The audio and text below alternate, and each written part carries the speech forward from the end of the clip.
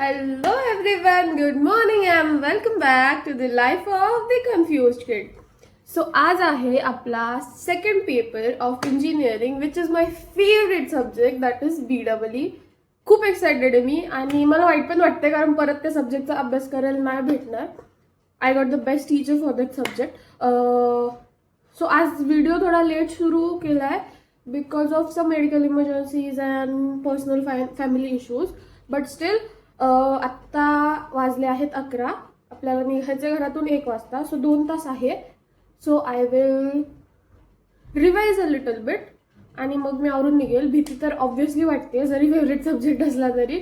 So let's see काय होतंय कसं होतंय. भेटूया. Okay, so I am ready for college. Done with the studies. Revise पण करून झालंय. होप सो पेपर चांगला जावा and see you at the college. Bye. Question about paper guys.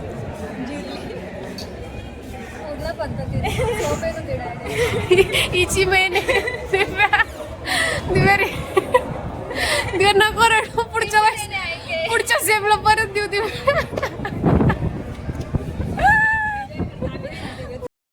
Okay, so असं काही झालं कॉलेजमध्ये आणि त्यानंतरही आणि त्याआधीही कॉलेजमध्ये गेल्या मला काही शूट नाही करता आलं बिकॉज मी गेले होते पेपरला लेट. आणि लेट जाण्याचं कारण म्हणजे नाशिकची ट्रॅफिक. सगळ्यांना माहिती आहे की नाशिकमध्ये रस्त्यांची कामं चालू आहे आणि जिथे मला 20 ते 25 मिनिटं लागतात तिथे मला 45 मिनिट्स लागून गेले पोहोचण्यासाठी. सो मी खूप लेट पोहोचले आणि त्यानंतर त्यात असं झालं की मला माझा ब्लॉकच सापडत नव्हता. सो जो पेपर 2 वाजता चालू होणार होता, जिथे मी 2 वाजता असायला पाहिजे होतं, त्या पेपरला मी पोहोचले किती वाजता? 2:20.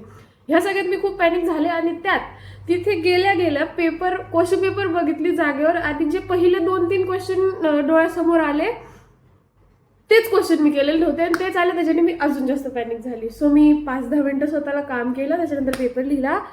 चांगला गेला पेपर, नॉट बॅड लिहिलाय.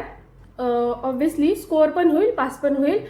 आणि त्याच्यानंतर निघाले, घरी आले आणि काल हा व्लॉग एंड करायचा होता पण काल काही रिझन्समुळे मला जमलं नाही. सो आज इथे आत्ता मी हा व्लॉग एंड करते. So if you watching this video please do share, like and subscribe and bye.